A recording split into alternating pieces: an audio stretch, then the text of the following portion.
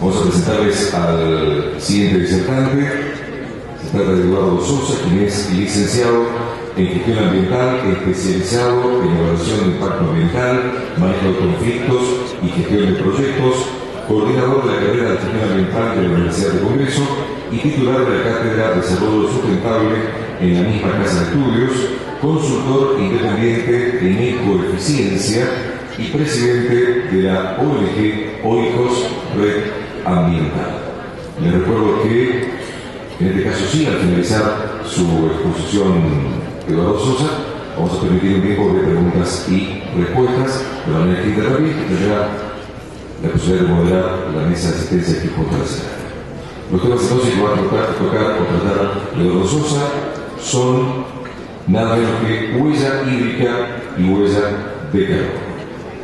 Eduardo.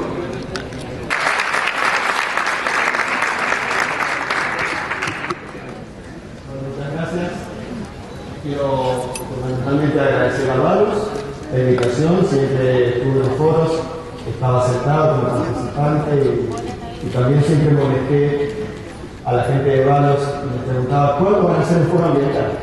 Ahora salgo afortunado. Bien, yo vengo a hablar de la huella de carbono y de la huella hídrica. Esto que van a ver ustedes ahora, que es básicamente la estrategia empresarial de los próximos 30 o 40 años. Vamos a intentar entender un poquito de qué se trata. Por supuesto que esto es un tema muy grande, muy extenso, pero siempre habrá una nueva posibilidad de poder detallar. La idea de reducir y o compensar las emisiones de gases de efecto invernadero es la estrategia que el sector empresarial propone para alcanzar el desarrollo sustentable. Vamos a una definición. Esta organización es una organización del Reino Unido, define la huella de carbono como la ven ustedes aquí. Hay una cantidad de gases de efecto invernadero, el protocolo de Kioto contabiliza 6 y bueno, a partir de esta idea de poder sumar los efectos de cada una de las emisiones de gases de efecto invernadero, surge la idea de la huella de carbono como un indicador, como una forma de medir un montón de cosas que vamos a ver ahora.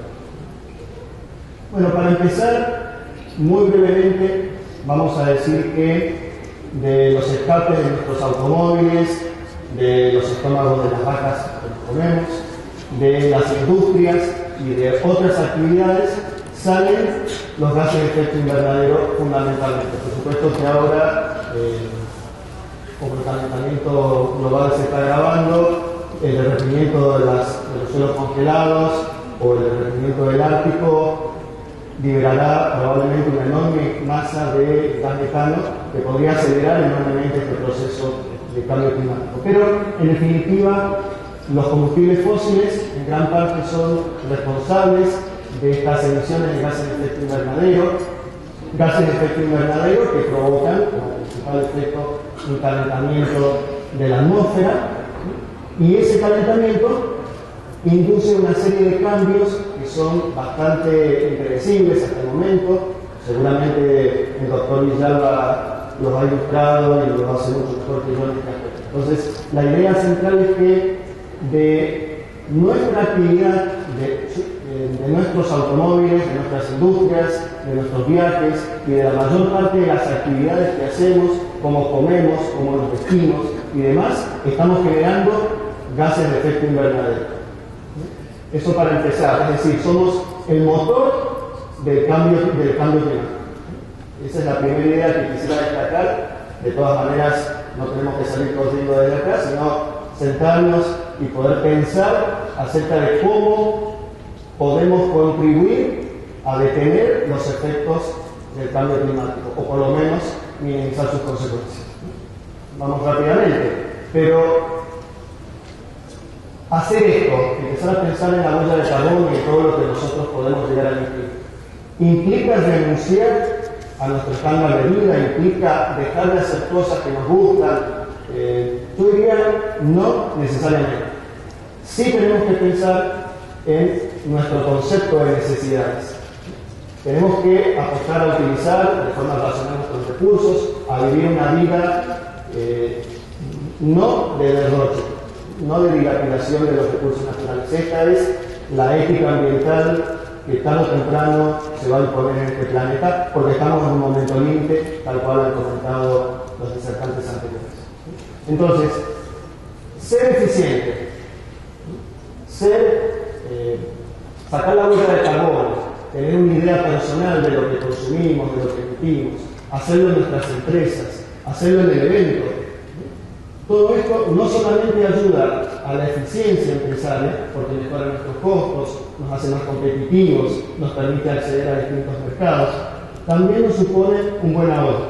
Nos supone un ahorro que es combustible que no gastamos, actividades que dejamos de hacer o que reemplazamos por otros menores costos. Así que yo quiero que, por sobre todas las cosas, la empresa tenga en cuenta esto, que el ambiente es una estrategia de desarrollo. Ser ecológico, además de salvar el planeta, puede salvar el bolsillo. Esta es una idea clave que hay que transmitir. Bueno, rápidamente, estamos por encima de nuestras posibilidades planetarias. Hoy, todos los más de 6.000 millones de personas consumimos una cantidad de recursos equivalentes a lo que necesitaríamos a un planeta y medio para satisfacer de forma estable los recursos que estamos consumiendo. Estamos sobreconsumiendo el capital de este planeta, el capital natural. Pero no todo el mundo consume de la misma forma. Si todos fuéramos como los europeos, si tuviéramos un nivel de consumo, un estándar de vida como el europeo promedio, harían falta 3 planetas para proveer de todos los materiales y de energía para abastecer todas las necesidades de los más de 6.000 millones. Y si fuéramos estadounidenses, bueno, ahí lo necesitaríamos cerca de 6 planetas. Bueno, vamos a trabajar en un ejemplo. En realidad vamos a presentar dos para hacerlo un poquito más llevadero en estos 20 minutos, ya muchos menos. El evento de Valos, quiero adelantar que Valos está calculando la huella de carbono de este evento, todavía no está calculada porque no ha terminado, pero estamos haciendo los cálculos correspondientes y está el compromiso de Valos de compensar, primero de reducir la huella de carbono en sus próximos eventos y después, cuando ya no haya posibilidad de reducir, de compensar esa huella a través de un proyecto. Ya vamos a hablar de eso también. Bueno, pero todo esto es lo que básicamente hay que tener en cuenta, ya sea dentro del evento o lo que sucede afuera, en las cocinas, en la logística de transporte y demás. Todo esto cuenta, suma emisiones de gases de efecto invernadero que hay que contabilizar y van hacia la suma final. Vamos a ir un poquito más rápido porque ya estoy viendo que por favor más tarde. Con todo este número, con la sumatoria de todas las huellas, de todas las actividades del evento, podemos hacer 3 cosas. La primera, no hacer nada. La segunda, reducirlo, como va a hacer Valos en sus próximos eventos.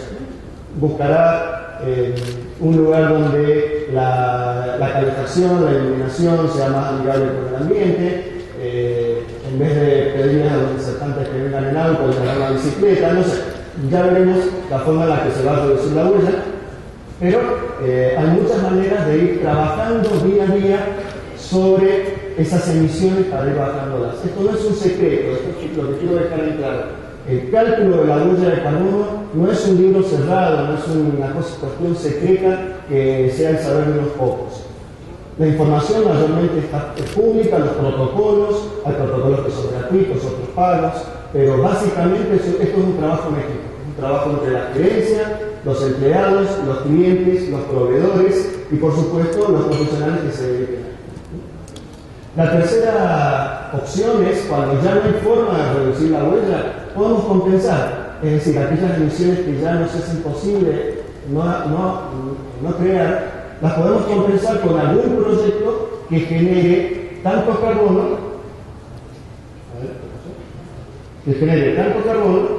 como el que habíamos visto. Entonces, cuando un evento es carbono neutral, no es cuando no emite nada, sino cuando hay un balance entre lo que emite y lo que captura. Ya vamos a ver cómo se captura dióxido de carbono. Bueno, hemos hecho algunas políticas previas, preliminares. Entonces, vamos a decir que si el evento de Valos tuviera algo así como una huella de 8 toneladas de dióxido de carbono, y si quisiéramos llevar esto a una compensación, y si lo hiciéramos con un proyecto forestal, tenemos algunas convenciones. Hay algunas convenciones que las provee el Panel Intergubernamental de Cambio Climático, los organismos nacionales, en nuestro país la Secretaría de Ambiente y Desarrollo Sustentable. Entonces, sabiendo que un árbol adulto pequeño captura unos 6 kilogramos de dióxido de carbono al año, y asumiendo que va a vivir cerca de 60 años, más o menos la cuenta es, Valos necesitaría 30 árboles para, en el lapso de toda su vida, contando el 25% de pérdida, poder compensar la huella de carbono. Más o menos, ¿entienden? Eso es un método simple, por supuesto que a nivel de industria, además el cálculo es mucho más complejo. Hay muchas otras formas de reducir la huella de carbono. Quiero decirles que la gente de Valos me ha pedido que les transmita que si bien ellos están pensando en un proyecto forestal como una de las formas de compensar la huella de este evento, está abierta la creatividad. Hay un montón de formas de almacenar, de capturar dióxido de carbono. Muchas de ellas pueden surgir de estas mesas, así que hay una propuesta de Valos de invitarlos a pensar juntos, a proponer formas de compensar este evento. Entonces, algunos ejemplos nada más. Por ejemplo, EasyJet, la compañía de low cost de la europea, tiene una forma muy interesante de reducir y de compensar su huella de carbono. Invita a los pasajeros a sumarse. Cuando uno va a internet, hace la reserva y después aprieta un botoncito y dice, quiere además compensar su propia huella, si no pone sí, le agrega un par de euros y eso va a un proyecto que coordina la empresa. También hay otros que, como ONG francesas, que venden obleas para los automóviles. Si yo tengo un automóvil pequeño, voy a gastar menos, entonces mi oblea va a estar en el orden de los 20, 30, 40 euros anuales. Si ya tengo un superauto, bueno, voy a pagar una oblea de más precio. Entonces, hay muchas posibilidades. Hay proyectos eólicos, es otra forma de invertir. Y si todo esto anda bien, hasta podemos llegar a la bolsa. La idea es, puse este signo, esta imagen, porque se puede llegar incluso a la bolsa si estas emisiones pueden ser bien cuantificadas y certificadas. Se pueden obtener certificados de reducción de emisiones y hasta la autorización para cotizar en bolsa o para poder transar con esos bonos de carbono. Rápidamente, la huella de carbono y la huella hídrica están dentro de un proceso mucho mayor que es la ecoeficiencia. La ecoeficiencia en el sentido de optimizar el uso de productos o producir más con la misma cantidad de recursos. Y todo esto, la ecoeficiencia está dentro del paradigma de desarrollo sustentable. Es la propuesta que nace en Río 92, de parte del Consejo Mundial de Empresarios para el Desarrollo Sostenible, con la cual contribuye al logro del desarrollo sustentable. Bueno, la huella de carbono es una herramienta de gestión ambiental. Muestra la eficiencia, nos permite ver qué tan eficientes somos, nos permite ver qué desempeño ambiental estamos teniendo en función de este indicador, nos permite compararnos con otros, que es lo que va a empezar a pasar próximamente, y en el futuro cercano también nos va a permitir acceder a mercados de exportación, como ya vamos a comentar. Acá hay una definición un poquito más extensa, tiene que ver con la idea de pensar nuestra cadena de valor y empezar a buscar aquellas deficiencias para poder corregirlas. Entonces, desde esa perspectiva, es un proceso de todos los días, es neta gestión ambiental, es el trabajo del gestor ambiental o del profesional que lo haga con la propia empresa, los proveedores y los clientes que cada vez tienen más que eso. ¿Cómo se contabiliza esto? Bueno, hay emisiones directas e indirectas. Las emisiones directas son todas aquellas que podemos controlar nosotros como empresa. La luz, el combustible, todo lo que, sobre lo cual podemos tener control directo para reducir obra. Y después están todas las emisiones indirectas, que son todos los servicios tercerizados, es aquello que compramos, aquello sobre lo cual no tenemos control. Bueno, ¿qué está pasando en el mundo? Esto lo voy a hacer muy rápidamente porque el contador ya está a punto de ponerse en amarillo. La Unión Europea está esperando lo que haga Francia e Inglaterra, que son los dos líderes en la materia. Inglaterra creó este organismo, el Canon Trust, y ese organismo generó la norma en conjunto con la Agencia Británica de Estandarización, la British Standard, que generó la norma PAS 2050 y hace muy poquito salió la PAS 2060, que básicamente la primera permite calcular la huella de carbono a través del ciclo de vida de los materiales y la segunda está específicamente orientada a organizaciones, a territorios, a eventos también. Bueno, Francia es otro líder en la materia. Francia ya tiene una ley, tiene dos leyes, pero la ley 2, la primera 2, establece ya hoy la obligación de etiquetar los productos con el impacto ambiental que tienen, y entre ellos la huella de carbono. Y por supuesto que también progresivamente están incorporando los productos de importación. Así que tarde o temprano todo aquel que exporte a Francia va a necesitar tener este cálculo en su producto. También creó un método.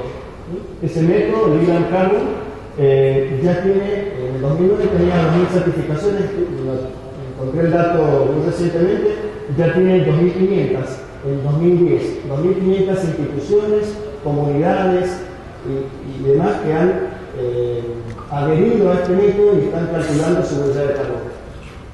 Bueno, Alemania, quizás en temas ambientales es líder, pero así como otros países europeos, se está esperando qué va a pasar en la Unión Europea y están todos mirando a Francia y a Inglaterra. Bueno, España está haciendo pruebas pilotos, aceite de oliva, los tomates cherry y el vino Pedro Jiménez. Son experiencias pilotos, pero en todos estos países ya las empresas están empezando a impulsar este proceso. Ya las empresas están calculando sus propias huellas por fuera de todas las estructuras gubernamentales o asociativas. Así que es muy interesante porque nuevamente el empresariado toma la posta en esto y empieza a generar un cambio.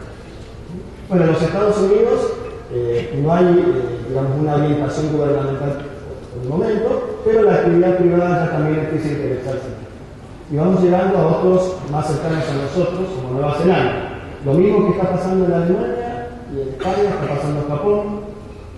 Y en Nueva Zelanda, que es competidor de algunos de nuestros productos, ellos ya están calculando la huella de carbono de las cadenas de valor, de algunos productos de exportación, así que ya vienen trabajando ahí. Bueno, vamos a Chile. Chile es el gran competidor nuestro, de muchos de nuestros productos. Chile viene trabajando ya hace varios años. Se asoció a varias federaciones empresarias, el gobierno de Chile, y empezó a calcular la huella de carbono en el transporte, en la logística en general y en algunas actividades específicas como también el vino. Por supuesto que el impulso privado de esto es muy importante. Han elegido la norma PAS 2050 dentro del conjunto de posibilidades que hay para medir la huella de carbono. ¿Cómo se mide esto? ¿Cómo se contabiliza? Hay tres tipos de herramientas. El soft privado, los que ofrecen las consultoras, las empresas privadas, las herramientas gubernamentales y las herramientas provistas por las ONG, ONGs internacionales, ¿no? Como el Consejo Mundial para el Desarrollo Sostenible y otras otras. Puede aplicarse a prácticamente todo: instituciones, territorios, eventos, calculadoras personales. Bueno, al menos, digo al menos porque son las que he encontrado yo, hay 23 formas de calcular la huella de carbono, pero todas se basan en tres herramientas. Hay públicas, hay privadas, algunas que son gratuitas, otras que hay que pagar, la mayoría son europeas. Bueno, estas son las tres básicas. El protocolo de gases de efecto invernadero del Consejo Mundial Empresarial para el Desarrollo Sostenible, que se basan en las normas ISO. Hay unas ISO que salen hace unos años que hablan del ciclo de vida y la contabilización del dióxido de carbono. Está el método francés, que se basa en el método GHG Protocol y en las normas ISO, y después está el método inglés, que se basa en los otros dos. En definitiva hay una cierta endogamia en esto, y todos están esperando la nueva norma ISO 14067, que es la que promete unificar y liderar todo el proceso de contabilización. Bueno, ¿cómo comenzamos el proceso en una empresa? Lo primero que tenemos que hacer es diagnosticar. Diagnosticar implica utilizar alguna de las herramientas como estas o cualquier otra que pudieran haber. Se pueden aprovechar las normas de sistema de gestión ambiental o algún otro, porque siempre hay un proceso de diagnóstico que nos permite saber qué está pasando. Este es el proceso. Es un proceso que va, digamos, haciendo un cálculo, va viendo las posibilidades, va haciendo las proyecciones, pero básicamente después comunica. Si no lo comunicamos no tiene sentido. Entonces, esto nos lleva a las áreas de comunicación, vincular nuestras áreas de recursos humanos, comunicación, marketing, a todo el proceso. Básicamente, no hay secretos en esto, no es un saber dado como dije recién, no es una receta. Si bien están los protocolos, en cada empresa la situación es distinta. Hay que sentarse y empezar a trabajar en cada empresa. Es un proceso colectivo, involucra a todos, involucra hasta los clientes, los proveedores, los empleados, las familias de los empleados. Es muy interesante, muy bonito. Y después, yo puse sirve para contagiar. Bueno, sigo rápido. Vamos rápidamente a un caso, el caso de la química y agricultura, porque vi que había otros disertantes en esto. Ya hay un protocolo con mediano consenso. Está basado en los protocolos anteriores. Hay que tener todo esto en cuenta, un montón de misiones que van desde que plantamos el viñedo, desde que elegimos la tierra, hasta que ese vino llega a la góndola de ese supermercado europeo o de ese restaurante. Bueno, estas son algunas de las cosas que no reconoce el protocolo, que tienen poca incidencia en el proceso, dependiendo del desempeño ambiental. Bueno, y estos son los principales consumos. En la viña, en la bodega, en el proceso de transporte. Y después hay un montón de otros materiales. Está la botella, el capuchón, la etiqueta. Todo eso tiene que, después les dejo la presentación, para que se la puedan con el detalle. Entonces, también incorpora la fermentación propiamente del producto, ¿no? La fermentación genera el dióxido de carbono. Y todo esto. Entonces, todas las sumatorias de todas las actividades hay que llevarlas a una calculadora y con las convenciones necesarias y los datos provistos por los organismos internacionales, hacer ese cálculo final de huella de carbono. En promedio, esto es lo que produce de dióxido de carbono una botella de 3 cuartos. Así que vayan viendo aquellos que exportan cientos de miles de botellas, o exportan a granel. Es muy importante el volumen que hay que reducir o compensar. Bueno, aquí aparece, como les dije, el agua virtual. Voy a acortar un poco la presentación, ya que la huella hídrica también tiene que ver con los productos y con todos los productos que estamos consumiendo. Y es verdad cuando se dice que estamos exportando, además de los productos, agua que escasea en otros continentes. Eso quizás por la del tiempo pueda dar para alguna otra charla más adelante, con todo gusto. No sé. Bueno, a nivel personal, vayan a la web, pongan palabra clave, calculadora de carbono, carbon calculator, lo que sea, va a aparecer 10 sitios como mínimo con calculadoras personales donde van a poder hacer ese cálculo. Háganlo, es muy interesante porque empezamos a conocernos nosotros mismos y nuestros hábitos de consumo. Esa es la huella de un argentino promedio, está sacada por la Secretaría de Ambiente y Desarrollo Sustentable. Y hemos hecho un cálculo preliminar, atendiendo a las que se inscribieron ya hace un tiempito y viendo un poquito, comparando con otros eventos y haciendo un cálculo, y la huella de los participantes de este evento es, según el cálculo, 14 toneladas. 5 cosas de carbono en el argentino promedio, 14 toneladas nosotros. Y tiene una explicación tanto extensa que en todo caso se les puede ofrecer como un paper para post-foro, que más o menos este es la cantidad de lo que emitimos anualmente por las actividades que hacemos, por donde, cómo comemos, cómo nos vestimos, a dónde viajamos, cómo nos divertimos, todo eso sube. Bueno, como palabras finales, yo quisiera expresar estos tres elementos, ¿no? Por un lado, el cambio climático va a generar agenda en los próximos años, muchos años. Tengan en cuenta que lo que hoy ven aquí en la provincia con el cambio climático va a ser muy diferente dentro de 40 o 50 años. La Mendoza que vimos hoy, desde el aspecto productivo, la matriz económica, energética, va a variar enormemente con el cambio climático. El empresariado a nivel global fue líder en los 90, con el libro Cambiando el Rumbo de Stefan Mikhail, donde se empieza a formular la aplicación del desarrollo sustentable desde la perspectiva empresaria, donde nace la ecoeficiencia, el ecodiseño, donde nacen todas estas herramientas que hoy estamos utilizando desde la ideología empresaria sobre el desarrollo sustentable, fueron liderando y marcando el camino. Las ISO 14000, la huella de carbono, la huella hídrica, son todos productos de este proceso. Hoy el empresariado puede volver a liderar este proceso y sería algo muy interesante.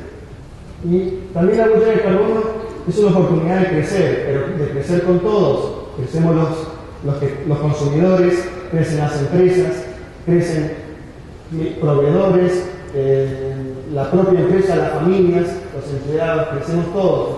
Es un proceso muy bonito.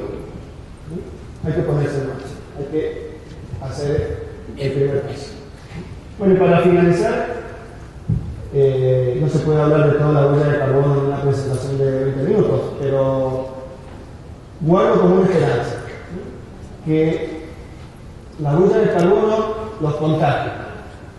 Primero hay que enamorarse de este proceso. El empresario que ingresa a esto se enamora del proceso, empieza a ver cómo lo que antes le pedíamos a los empleados, reducir esto porque, mira, estamos haciendo economía. Y el empleado dice, este está haciendo economía. Si ahora lo vestimos de, mira, si haces esto lo estás haciendo también por tu nieto, lo estás haciendo por tu hijo. Les estás dejando y planeta mejor. Igual a los proveedores. Es un proceso que enamora.